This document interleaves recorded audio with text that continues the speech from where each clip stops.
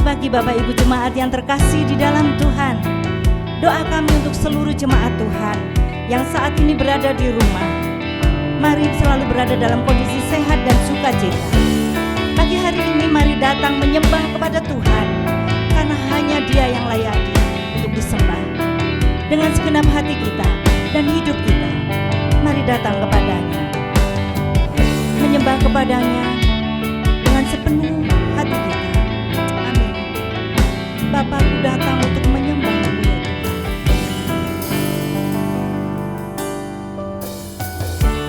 Bapakku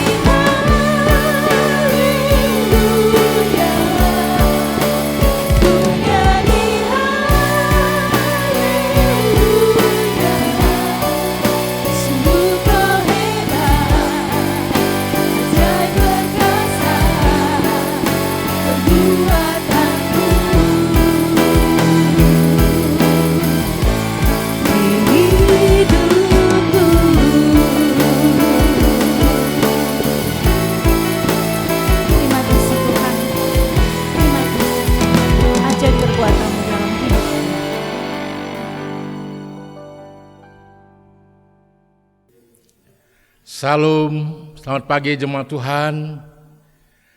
Merasakan indahnya bersekutu dalam rumah masing-masing.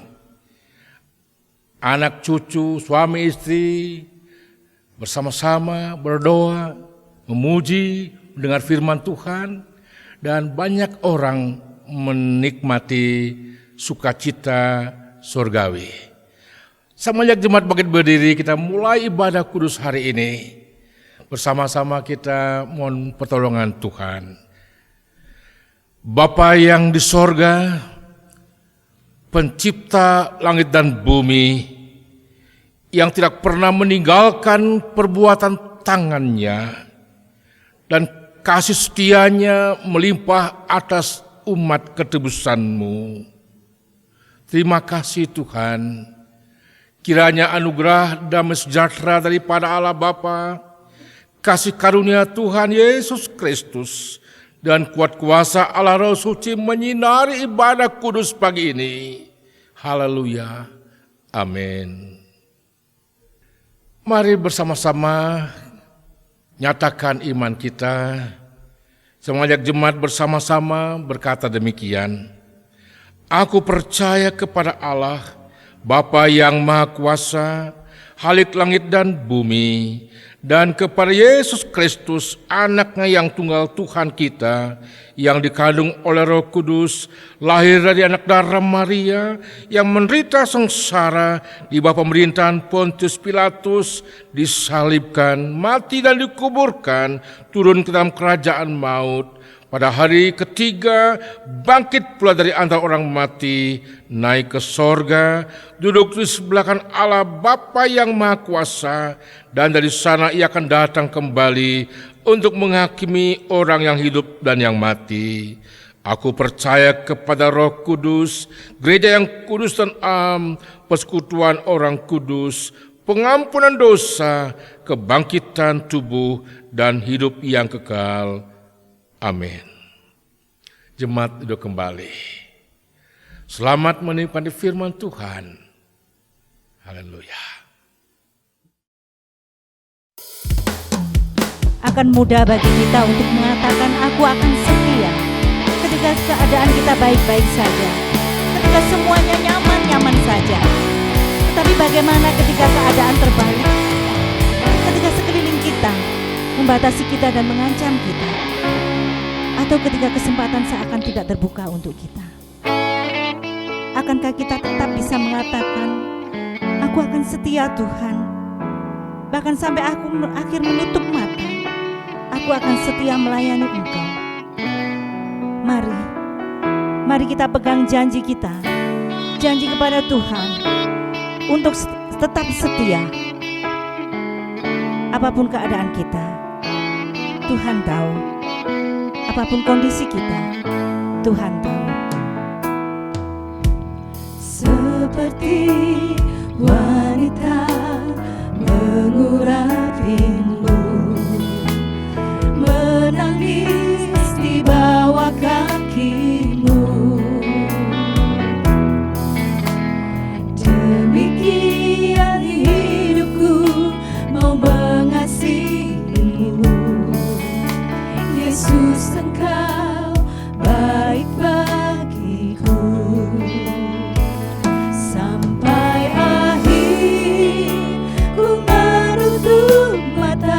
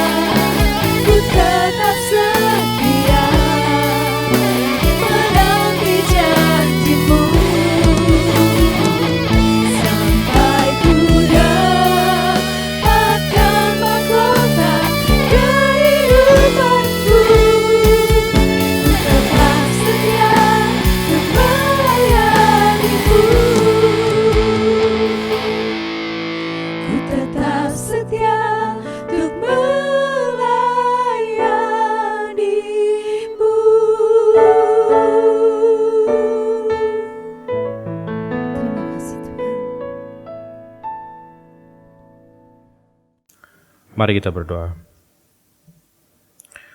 Bapa Surgawi, kami mengucap syukur untuk kebaikan-Mu dan penyertaan serta pemeliharaan-Mu ya Tuhan Yesus. Waktu ke depannya kami mau pakai untuk membaca dan merenungkan firman Tuhan.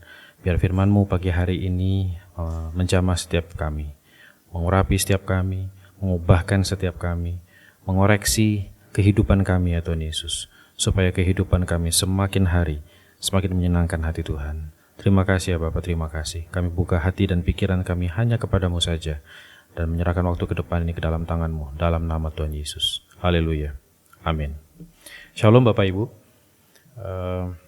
Pagi hari ini saya mau mengajak kita untuk merenungkan satu bagian firman Tuhan.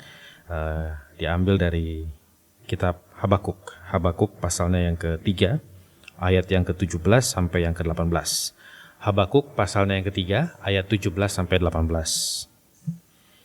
Saya akan bacakan bagi kita semua Habakuk pasalnya yang ketiga ayat 17 sampai 18. Sekalipun pohon ara tidak berbunga, pohon anggur tidak berbuah, hasil pohon zaitun mengecewakan, sekalipun ladang-ladang tidak menghasilkan bahan makanan, kambing domba terhalau dari kurungan, dan tidak ada lembu sapi dalam kandang, namun aku akan bersorak-sorak di dalam Tuhan, beria-ria dalam Allah yang menyelamatkan aku. Puji nama Tuhan. Saudara, ayat ini sederhananya bicara bahwa ketika segala sesuatu yang terjadi di hadapan kita, di sekitar kita, atau yang sedang kita hadapi hari-hari ini sangat melelahkan kita, sangat menghancurkan hidupnya kita. Tetapi ayat yang ke-18 dikatakan, tetapi si penulis kitab Habakuk ini, dia mengatakan bahwa aku mau bersorak-sorak dalam Tuhan, aku mau beria-ria di dalam Allah yang menyelamatkan aku. Bapak Ibu, saat ini sungguh suatu saat yang sangat berat bagi kehidupan kita. Kita menghadapi tantangan-tantangan, bukan hanya tantangan dari segi sakit penyakit, seperti yang kita tahu sama-sama bahwa kita ini sedang memasuki satu fase di mana kita harus menjaga jarak satu dengan yang lainnya, merubah pola berkomunikasi dan pola kita dalam bekerja, sekolah, gereja. Secara ekonomi pun juga terasa sangat berat. Ya, beberapa perusahaan sudah dengan tegas mereka merumahkan karyawan-karyawannya, ada mungkin yang mengalami kehilangan income atau pengurangan income dan segala macamnya.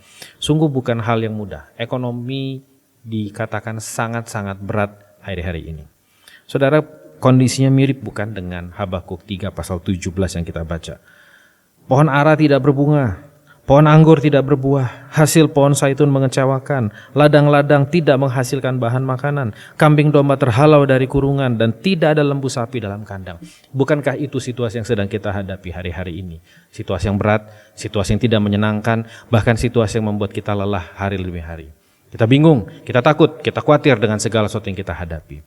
Nah, saudara, hari ini tema inilah yang akan kita renungkan, bahwa ada satu prinsip, ada satu kebenaran firman Tuhan yang kita harus pakai dalam kehidupannya kita untuk kita bisa menghadapi krisis ini dan kita keluar sebagai seorang pemenang. Jadi pagi hari ini kita akan belajar tentang prinsip Alkitab dalam menghadapi krisis. Saudara, di dalam dunia ini ada satu hukum yang berlaku secara mutlak. Ya, hukum mutlak ini tidak bergantung oleh kondisi apapun. Saya kasih contoh. Bapak Ibu pasti tahu yang namanya hukum gravitasi. Hukum gravitasi kita belajar dari zaman kita sekolah di SD dulu, bahwa ketika satu benda dilemparkan ke atas, dia pasti akan jatuh ke bawah. Gak peduli dimanapun, mau di puncak gunung, di lembah, di pinggir pantai, di sungai, di desa, di kota, tidak ada yang bisa melawan yang namanya hukum gravitasi. Bahkan Yesus pun terkena hukum gravitasi. Masih ingat ketika Yesus dicobai oleh iblis? Salah satu pencobanya adalah apa? Yesus dibawa naik ke atas bumbungan bait suci dan iblis mengatakan apa? Jatuhkan dirimu ke bawah. Maka malaikat-malaikat akan menantang. Artinya apa? Yesus sendiri pun gak kebal. Walaupun Yesus bisa berjalan di atas air, tetapi dia tidak kebal bahwa kalau dia diturunkan dari atas, dia loncat dari atas ke bawah, itu dia pasti akan terkena yang namanya hukum gravitasi. Jadi hukum gravitasi ini terjadi untuk semua orang, semua kalangan, semua lapisan, dimanapun dia berada. Itulah hukum kemutlakan yang pertama. Saudara, ada hukum kemutlakan lagi yang lain. Yaitu apa? Hukum matahari terbit. Bapak Ibu tahu matahari terbit dari mana? Matahari terbit pertama kali pasti dari timur dan terbenam di barat. Tidak bisa hari ini dari timur ke barat, besok iseng deh ganti, bosan dari timur terus, sekarang saya ganti dari barat ke timur. Atau matahari mengatakan, aduh saya capek nih, perlintasan saya cuma barat, timur, barat, timur, barat, timur, barat, timur, barat. Sekarang perlintasan saya mau saya ganti menjadi utara, selatan. Nggak bisa seperti itu. Kemutlakan yang didesain oleh Tuhan, kemutlakan alam yang terjadi adalah matahari terbitnya selalu pasti di timur dan akan terbenamnya di barat. Mau kita ada di Indonesia, mau kita ada di belahan dunia lain, matahari pasti terbit seperti itu. Tidak akan berganti ketika kita berpindah posisi, tidak akan berganti ketika kita berpindah ke berpindah lokasi negara kita. Hanya gara-gara karena kita berada di negara yang berbeda, maka matahari pun terbitnya berbeda. Tidak seperti itu. Itulah hukum kemutlakan. Tidak tergantung dari keberadaan kita, tidak tergantung dari posisi kita. Kemudian ada lagi hukum kemutlakan berikutnya. Dalam satu hari itu pasti terdiri dari 24 jam. Mau kita orang yang paling sibuk sekalipun, orang yang gak sibuk sekalipun, setiap kita pasti mendapatkan jatah yang sama, satu hari 24 jam. Kita gak bisa bilang bahwa karena saya lebih sibuk dari yang lain, maka hari saya bisa satu hari itu 28 jam. Atau mungkin karena saya pengen cepet-cepet nih, misalnya kalau kita masih kecil, kita selalu menunggu-nunggu hari untuk kita ulang tahun, maka kita dipercepat deh, jangan 24 deh, gimana kalau 12 saja setengahnya kita satu hari. Nggak seperti itu, satu hari tetap 24 jam, nggak peduli di mana kita, nggak peduli siapa kita, nggak peduli seberapa banyak uangnya kita, tetap satu hari semua orang punya jatah yang sama, yaitu 24 jam. Itulah yang dinamakan dengan sebuah kemutlakan. Itulah yang dinamakan sebuah prinsip atau hukum alam yang mutlak, yang terjadi tidak peduli apapun situasi dan kondisinya. Tidak melihat siapa kita, tidak peduli kita lagi susah, lagi senang, kita percaya atau tidak, pasti hukum itu pasti akan berlaku. Saudara, hukum gravitasi, matahari terbit dari timur, lalu kemudian satu hari 24 jam, tidak peduli dengan apakah kita mau menerima kebenaran itu atau tidak. Saudara boleh saja bilang bahwa saya nggak menerima hukum gravitasi, tapi tetap kalau saudara loncat dari atas saudara loncat, itu pasti saudara akan jatuh ke bawah. Jadi walaupun kita menolak, itu prinsip itu tetap terjadi. Nah, saudara, dalam kita menghadapi krisis, kita harus memiliki satu keyakinan, kita harus memiliki satu prinsip-prinsip yang mutlak berlaku, tidak peduli apapun situasi dan kondisi yang terjadi. Sehingga kita bisa berkata sama seperti si penulis kitab Habakuk ini, yang dia mengatakan bahwa aku akan bersorak-sorak dalam Tuhan, aku akan beria-ria dalam Allah yang menyelamatkan aku. Kenapa? Karena dia memegang prinsip-prinsip, dia memegang satu dasar yang jelas, yang mutlak, yang tidak akan bisa diganggu oleh hal apapun. Nah, hari ini kita akan belajar, hari ini kita akan melihat apa prinsip-prinsip itu dan berharap bahwa ini bisa diimplementasikan dalam kehidupannya kita. Karena itu mari kita buka hati dan pikiran kita pelajari dengan sungguh-sungguh dan kita responi prinsip-prinsip tersebut. Ada 6 prinsip setidaknya, prinsip dasar yang akan kita pelajari pada hari ini. Yang pertama, mari sama-sama buka di kitab Roma pasal 8 ayat yang ke-28. Roma pasal yang ke-8 ayat yang ke-28. Ini salah satu ayat terkenal yang ayat yang familiar sekali untuk bagi kita. Roma 8 ayat 28 mengatakan seperti ini. Kita tahu sekarang bahwa Allah turut bekerja dalam segala sesuatu untuk mendatangkan kebaikan bagi mereka yang mengasihi Dia, yaitu bagi mereka yang terpanggil sesuai dengan rencana Allah. Saudara, prinsip yang pertama yang harus saudara pahami ketika kita menghadapi krisis, yaitu adalah Allah memegang kendali atas segala sesuatunya. Itu prinsip yang pertama. Mau saudara percaya atau tidak, mau saudara terima atau tidak, ada Allah dalam setiap krisis yang kita jalani. Jadi persoalannya bukan Allah tidak ada, persoalannya bukan Allah absen dari setiap krisis yang kita hadapi, tetapi persoalannya adalah kita tidak mengenali keberadaan Allah di dalam krisis yang kita hadapi. Itu persoalannya. Jadi karena itu mari kita sekarang harus memiliki satu pemahaman yang penting supaya ketika kita memasuki satu masa yang tidak menyenangkan, satu situasi yang sulit, situasi yang gak enak bagi kita, kita harus tahu bahwa Allah turut bekerja dalam segala sesuatu. Itu artinya adalah apa? Artinya Allah ada bersama-sama dengan kita. Dia berjalan bersama-sama dengan kita. Dia ibaratnya berjalan beriringan dengan kita, menyertai kita. Sehingga tugas kita dalam situasi-situasi ini adalah apa? Menemukan apa yang menjadi rencana Tuhan bagi kita.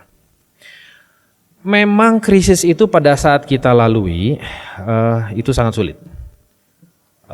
Rasanya semua orang pasti akan bilang, iya tapi situasinya memang berat, iya tapi saya menghadapi tantangan yang berat, iya tetapi pekerjaan yang saya miliki tiba-tiba hilang, iya tapi pendapatan saya berkurang. Itu semua situasi yang kita hadapi. Betul. Berat, memang berat. Karena itu ada beberapa hal yang kita mesti pahami. Ya, dalam 1 Korintus 10 ayat 13 dikatakan bahwa pencobaan yang kamu hadapi itu pencobaan biasa yang tidak akan melampaui kekuatanmu. Artinya apa? Ketika kita menyadari bahwa Allah turut bekerja dalam segala sesuatu, Allah memegang kendali terhadap segala sesuatunya, maka kita harus menanamkan dalam pikiran kita bahwa pencobaan yang kita alami merupakan pencobaan biasa yang tidak akan melebihi kekuatan kita. Kalau kita mampu menanggung sekitar 30 kilo, kamu tidak akan diberikan beban 35 kilo atau 31 kilo sekalipun. Kenapa? Karena pencobaan itu akan lebih dari kekuatan kita. Allah kita Allah yang baik, Allah kita Allah yang mengasihi kita, sehingga Dia pasti akan memberikan kepada kita pencobaan yang sesuai dengan takarannya. Nah karena itu mari kita pahami bahwa dalam 1 Korintus 10 ayat 13 dikatakan bahwa pencobaan yang kamu hadapi itu adalah pencobaan biasa yang tidak akan melebihi kekuatanmu. Karena itu dekat sama Tuhan. Makanya juga di dalam Matius 11 ayat 28-30 dikatakan apa? Marilah kepadaku yang letih lesu dan berbeban berat, aku akan memberikan kelegaan kepadamu. Jadi saudara, prinsip pertama yang harus kita pahami adalah bahwa Allah memegang kendali atas segala sesuatunya. Dia tidak lupa, dia tidak absen, dia tidak miss sedikit pun. Tapi dia benar-benar memegang kendali atas segala sesuatunya. Tugas kita adalah menemukan Tuhan. Tugas kita menyadari bahwa pencobaan yang kita hadapi, itu pencobaan yang bisa aku tanggung. Dan tugas kita adalah kalau kita merasa kekuatan kita terbatas, kalau kita ngerasa lelah, kalau kita ngerasa kecewa, kalau kita merasa sakit, kita datang sama Tuhan. Karena Tuhan akan memberikan kelegaan atas hidupnya kita. Amin. Prinsip yang pertama, Tuhan memegang kendali atas segala sesuatunya. Kita masuk prinsip yang kedua sekarang. Tuhan memegang kendali itu yang pertama. Yang kedua, prinsip yang kedua. Mari sama-sama buka di kitab Galatia. Galatia pasalnya yang ke-6. Galatia pasalnya yang ke-6, ayatnya yang ke-7 dan 8. Galatia pasalnya yang ke-6, ayat yang ke-7 dan yang ke-8.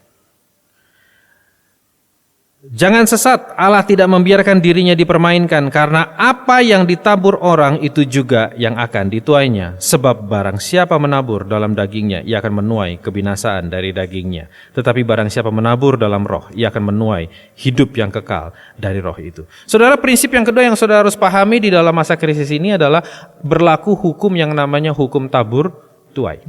Apa yang engkau tabur, pasti akan engkau tuai. Pasti, saudara. Nah, kita akan menuai sesuatu yang sesuai dengan apa yang kita tabur. Dan kalau ketika kita menuai, kalau tidak untuk diri kita sendiri, itu bisa untuk pasangan kita, bisa untuk anak-anak kita, bahkan kita bisa menuai hari ini, atau kita bisa menuai minggu depan, atau kita bisa menuai bulan depan, atau bahkan kita bisa menuai sampai tahun-tahun yang ke depan. Saudara, yang harus saudara ingat adalah sekarang bukan masalah menuainya, bukan apa yang akan engkau tuai, tapi saudara harus ingat bahwa apa yang engkau tabur itu pasti akan engkau tuai. Jadi kalau kita menabur kemalasan, maka kegagalanlah yang akan kita tuai. Jika kita menabur iri hati, maka perselisihanlah yang akan kita tuai. Jika kita menabur dendam, sakit hatilah yang akan kita tuai. Jika kita menabur kerajinan, kerja keras, maka keberhasilanlah yang akan kita tuai. Jika kita menabur ucapan syukur, maka kita akan menabur apa? Sukacita. Kita akan menabur damai sejahtera. Kita akan menabur kekuatan yang dari Tuhan. Karena itu hati-hati dengan apa yang kita tabur, saudara, karena kita pasti akan menuai apa yang kita tabur. Nah, dalam situasi krisis seperti ini kita perlu hati-hati dengan apa yang kita tabur agar jangan sampai kita menabur sesuatu yang malah menambah kesukaran yang sudah kita alami. Banyak kita ketika kita menghadapi krisis, kita ingin cepat-cepat segera keluar dari krisis ini. Kita pengen segera cepat-cepat selesai, berhenti dari krisis ini. Tapi saudara, kalau engkau tidak belajar untuk menabur sesuatu yang baik, engkau tidak berusaha mencari yang baik, engkau tidak berusaha memperkatakan yang baik, engkau tidak berusaha bersikap yang baik, engkau tidak berusaha menabur, menambah kerajinanmu, menambah kesetiaanmu, maka pasti engkau akan menuai kesengsaraan, engkau akan menuai penderitaan. Taburlah hal-hal yang baik, yang positif, dan engkau akan melihat, engkau akan menuai segala hal yang baik terjadi di dalam kehidupanmu. Itu yang kedua. Prinsip yang ketiga, saudara. Prinsip yang ketiga terambil dari Lukas 16 ayat yang ke-10. Lukas 16 ayatnya yang ke-10. Lukas 16 ayatnya yang ke-10. Barang siapa setia dalam perkara kecil, ia setia juga dalam perkara-perkara besar. Dan barang siapa tidak benar dalam perkara-perkara kecil, ia tidak benar juga dalam perkara-perkara yang besar. Saudara, di sini mau mengatakan bahwa kalau engkau setia perkara kecil, maka kita akan mendapatkan perkara yang lebih besar. Lakukan dalam masa krisis ini, lakukan apa yang menjadi tanggung jawab kita hari ini dengan sebaik-baiknya, dengan sepenuh hati kita, terbaik dari apa yang bisa kita berikan. Maka kita akan, pada waktunya nanti, apa yang kita lakukan itu akan memberikan hasil yang sepadan kepada kita. Saudara, keinginannya kita kadang-kadang ingin loncat. Kita inginnya sesuatu yang besar, kita inginnya sesuatu yang lebih banyak lagi. Tetapi saudara, ketika kita dalam menghadapi krisis ini, kadang-kadang mungkin segala yang kita dapatkan sekarang lebih kecil. Yang kita dapatkan adalah lebih sedikit.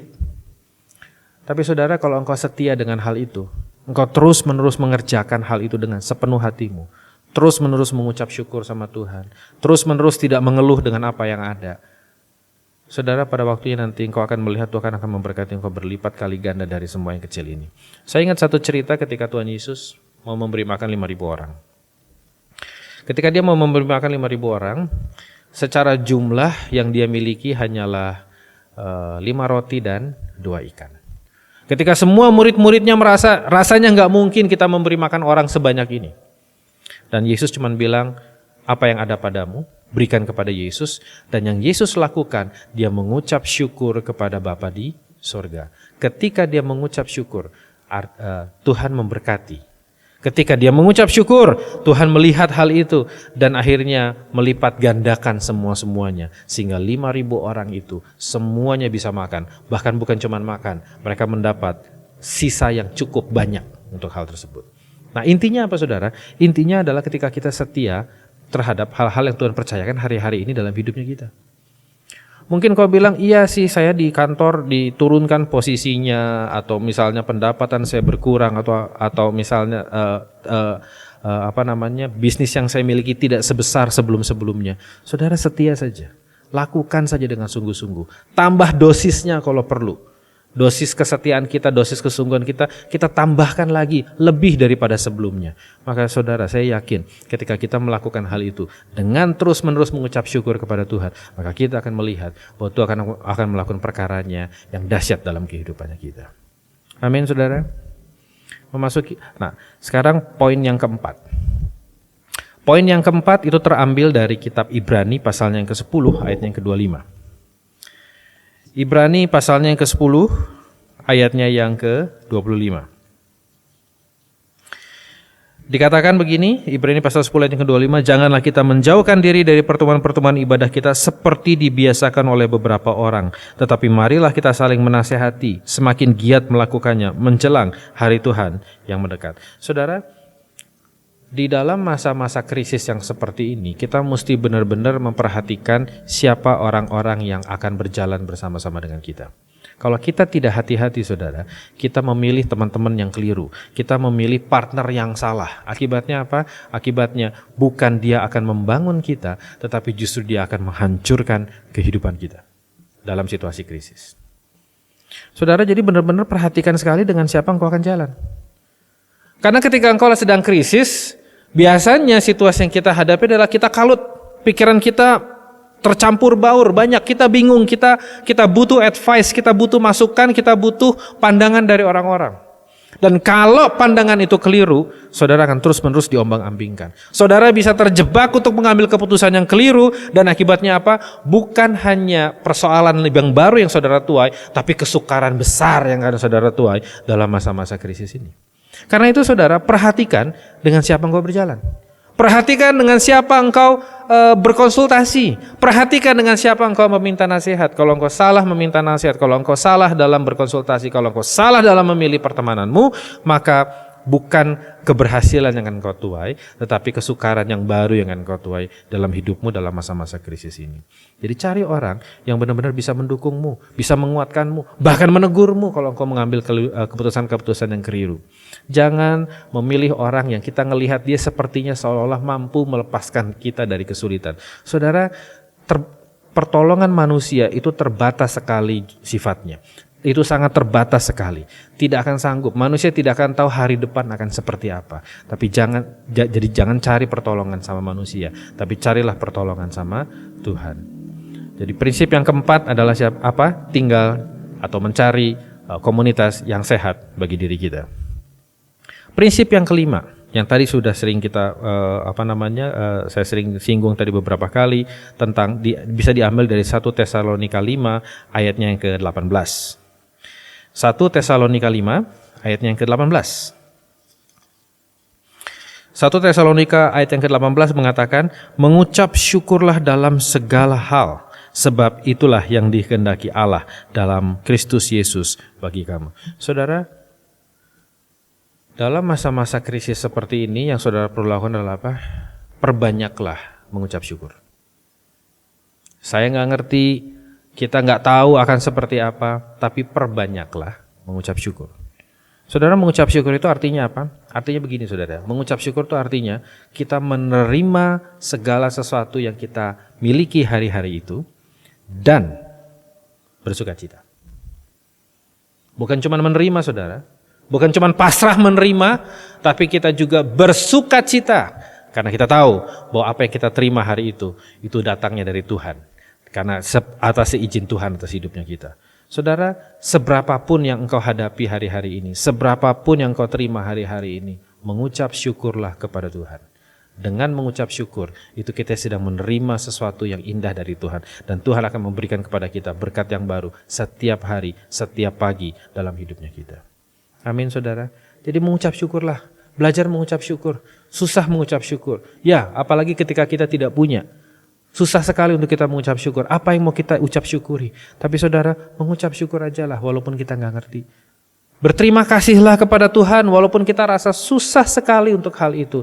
Tapi ketika kita naikkan tangan kita buka hati kita menerima segala sesuatunya, dan kita bersuka cita di dalam Tuhan, engkau akan melihat pertolongan nyata dalam hidupmu. Amin. Nah yang terakhir saudara, yang ke-6, terambil dari Yesaya 30 ayat yang ke-15. Prinsip yang ke-6, Yesaya 30 ayatnya yang ke-15. Yesaya 30 ayat yang ke-15. Ini salah satu ayat kekuatan saya. Yesaya 30 ayat yang ke-15 dikatakan begini. Sebab beginilah firman Tuhan Allah yang Maha Kudus, Allah Israel, dengan bertobat dan tinggal diam, kamu akan diselamatkan. Dalam tinggal tenang dan percaya terletak kekuatanmu. Saudara, prinsip yang ke-6, tinggal tenang dan percaya.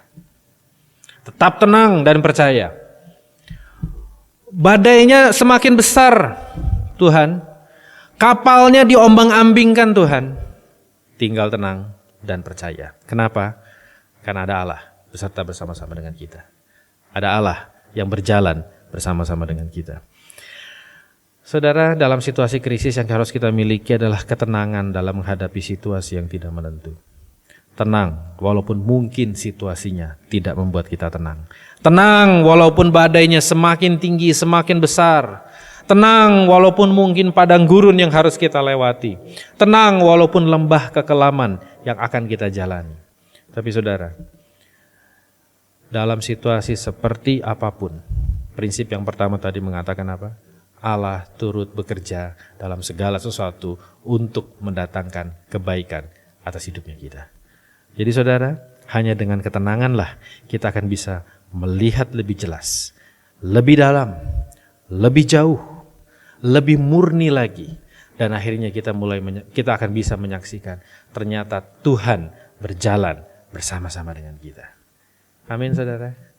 6 prinsip ini semuanya akan membuat kita, walaupun pohon ara tidak berbuah, walaupun pohon anggur tidak menghasilkan buah pada musimnya, walaupun hasil pohon zaitun mengecewakan, kambing domba terlepas dari kandang, terhalau dari kudungan, tidak ada lembu sapi dalam kandang, tetapi aku akan bersorak-sorak dalam Tuhan, beria-ria dalam Allah yang menyelamatkan aku. Saudara, tadi saya sempat singgung bahwa kita punya prinsip gravitasi, matahari terbit dari timur, 1 hari 24 jam. Itu semua prinsip-prinsip atau hukum-hukum mutlak yang terjadi di dalam dunia ini selama kita masih ada di dunia. Betul saudara? Dan tidak peduli dimanapun kita berada, hal itu pasti akan terjadi. Saudara, percaya nggak bahwa 6 prinsip yang kita pelajari tadi, itu juga prinsip mutlak yang terjadi dalam hidupnya kita. Mau saudara percaya atau enggak, mau saudara terima atau tidak, mau saudara mengakui atau tidak, tetapi prinsip itu terjadi, itu akan terjadi dalam kehidupan kita. Tugas kita sekarang adalah bagaimana kita menyelaraskan hidup kita, pemikiran kita, kepercayaan kita kepada prinsip-prinsip tersebut. Maka pada waktunya nanti kita akan melihat pertolongan Tuhan nyata atas hidupnya kita. Saudara, jangan takutkan dengan krisisnya, tapi sadari bahwa Tuhan berjalan bersama-sama dengan kita. Tetap tinggal tenang dan percaya, karena disitulah terletak kekuatanmu. Amin saudara. Mari kita berdoa. Tuhan Yesus, terima kasih Tuhan. Sesulit apapun situasi yang kami hadapi, seberat apapun badai yang harus kami hadapi Tuhan, sekering apapun padang gurun yang harus kami jalani, atau semengerikan apapun Tuhan lembah kekelaman yang akan kami lewati, kami sadari Tuhan bahwa Engkau berjalan bersama-sama dengan kami. Engkau ada dalam setiap pergumulan kami, Engkau ada dalam setiap tetes air mata kami. Engkau hadir Tuhan, memberikan ketenangan dalam hidup kami. Kami buka hati dan pikiran kami hanya kepadamu. Kami ingin dituntun oleh Engkau. Kami ingin diperbaharui Tuhan, hari demi sehari. Kami ingin memperoleh kekuatan di dalam Engkau. Kami ingin memperoleh kesegaran dalam Engkau. Mari Tuhan Yesus, jamah dan urapi setiap kami. Tolong setiap jemaat-Mu di tempat ini ya Tuhan.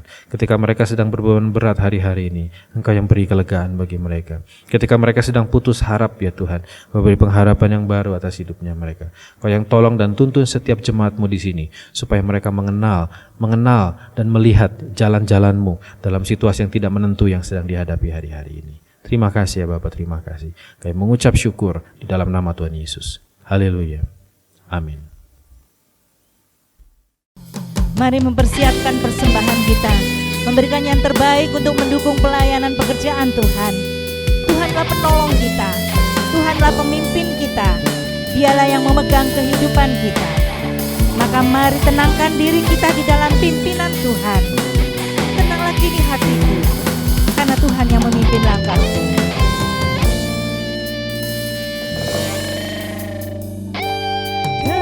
Tenanglah kini hatiku, Tuhan memimpin langkahku.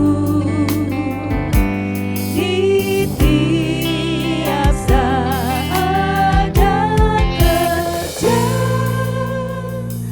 tetap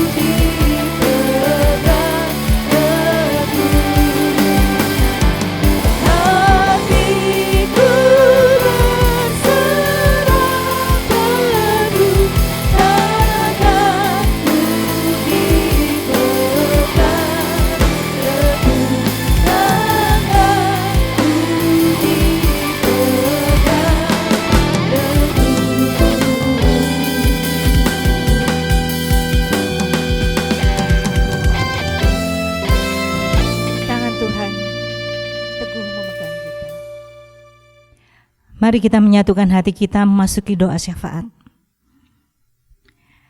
Bapa yang baik, Bapa yang setia, Bapa yang senantiasa mau menuntun langkah-langkah hidup kami. Sungguh kami mengucap syukur ya Tuhan, karena perkenanan Tuhan kami boleh melewati hari-hari kami di saat situasi mencekam kami, berat bagi kami ya Tuhan.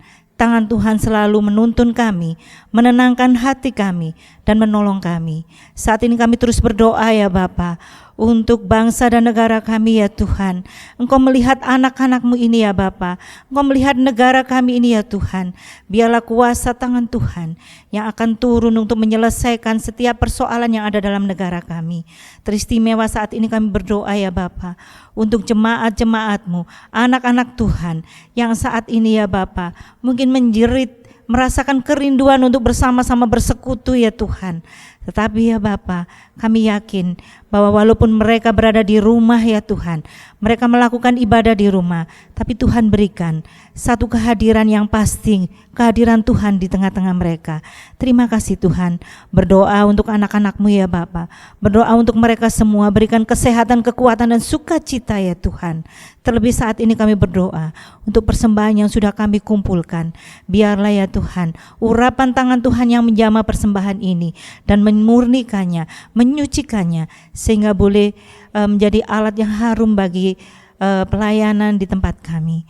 Terima kasih Tuhan. Bapa Surgawi, kami terus berdoa untuk anak-anak Tuhan yang mungkin saat ini di pelosok-pelosok ya Bapa, yang tidak mampu untuk melakukan ibadah daring, tapi Tuhan, kehadiran-Mu ada di tengah-tengah mereka, menguatkan mereka semuanya, dan terlebih ya Bapa, menolong mereka untuk semakin kuat dan semakin kuat di dalam Tuhan.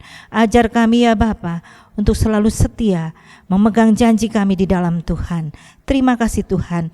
Kalau saat ini ya Bapa, begitu banyak anak-anak-Mu yang kelaparan, yang memerlukan uluran tangan Tuhan dalam hal ekonomi. Oh Tuhan, kami yakin dan percaya tangan-Mu tidak pernah terlambat untuk menolong dan menolong kami. Terima kasih Tuhan, terima kasih. Inilah seruan doa kami yang kami naikkan di dalam satu nama, Tuhan kami Yesus Kristus. Haleluya. Amin. Setelah firman Tuhan memuaskan kita, menyegarkan kita, bahkan mendidik kita, jemaat saya undang berdiri, kita akan mengakhiri ibadah kudus pagi hari ini. Mari bersama-sama kita berdoa. Betapa sukacitanya kami, hidup kami dipenuhi dan dikuasai oleh firman-Mu, mendidik kami, menghibur kami, dan menyegarkannya. Tuhan, Engkau melihat jemaat-Mu hari ini telah membuka hati untuk menyambut berkat yang Kau curahkan. Turunlah kiranya berkat damai sejahtera daripada Allah Bapa, kasih karunia Tuhan Yesus Kristus, dan kuat kuasa Allah Roh Suci menyertai jemaat, membimbing jemaat, dan menghiburnya sekarang sampai selama-lamanya. Haleluya. Amin. Amin.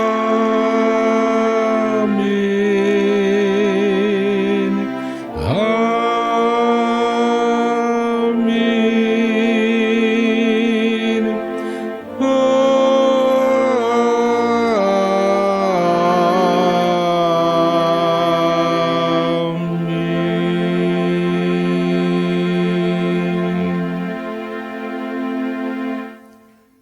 Amin. Silakan duduk kembali. Selamat hari Minggu. Dan Tuhan terus menopang kita. Haleluya.